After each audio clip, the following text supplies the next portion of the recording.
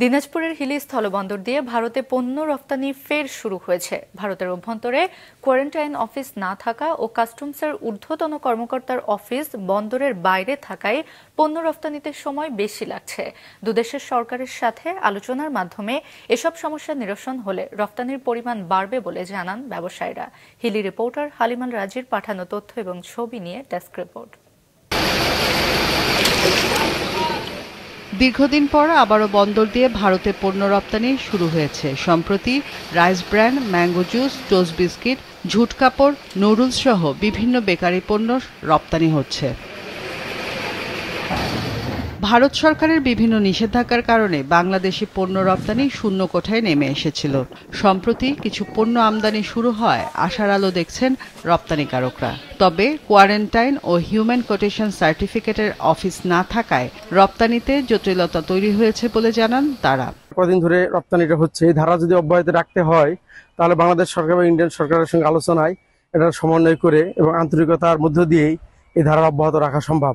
দেখি আমরা চেষ্টা করতেছি পার্টিদেরকে এখানে আনানো এবং বাংলাদেশের যে একটা যে ডলার নিয়ে আসার জন্য আমরা খুব চেষ্টা করতেছি যে এই পোর্ট দিয়ে যেন হয়। আমরা যদি সরকারের সহযোগিতা পেয়ে থাকি তাহলে আমরা অতীতের মতন আবার পর্যাপ্ত পরিমাণ আমরা এক্সপোর্ট করতে পারবো। ভারতের ওই পাশে কিছু প্রতিবন্ধকতা আছে, যেমন ওই পাশে প্লান্ট কোয়ারেন্টাইন অফিস নেই, এসি অফিস মালদাতে, যার কারণে কার্যক্রম করতে দেরি হয়। পণ্য ভারতের রপ্তানি হওয়ার ফলে আমরা বৈদেশিক মুদ্রা অর্জন করতে সক্ষম হচ্ছি এবং এর পাশাপাশি পোর্টের এবং ব্যবসায়ীদের কর্মচঞ্চলতা বৃদ্ধি পেয়েছে।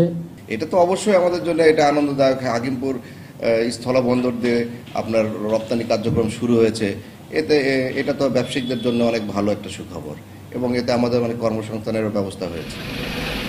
এদিকে পণ্য রপ্তানির জন্য সব ধরনের সহযোগিতা করা হচ্ছে বলে জানান স্থলবন্দর রাজস্ব কর্মকর্তা। জুন মাসের 30 তারিখ থেকে হিলি স্থলবন্দরে দিয়ে আপনার রপ্তানি কার্যক্রম শুরু হয়েছে। এ পর্যন্ত রপ্তানির পরিমাণ যদি আমি বলি তাহলে আপনার 2091 মেট্রিক টন রপ্তানি হয়েছে, আর যার মাধ্যমে বৈদেশিক মুদ্রা অর্জিত হয়েছে প্রায় 17,10,472 ডলারের। গত 30 জুন থেকে শুরু করে 24 আগস্ট পর্যন্ত 2091 টন পণ্য রপ্তানি করে 17,472 মার্কিন ডলার আয় হয়েছে। মাছরাঙা নিউজ ডেস্ক।